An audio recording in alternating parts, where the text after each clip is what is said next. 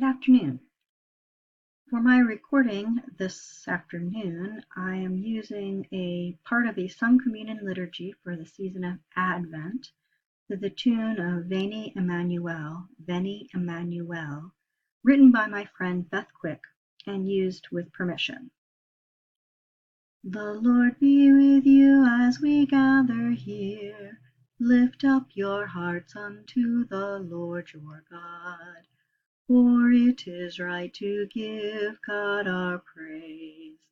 Let us prepare our hearts for coming days.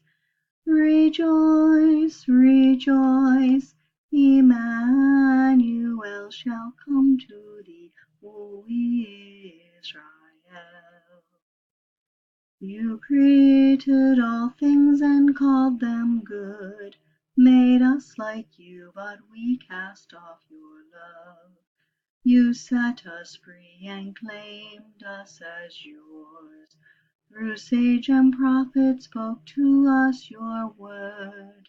Rejoice, rejoice, Emmanuel shall come to thee, O Israel.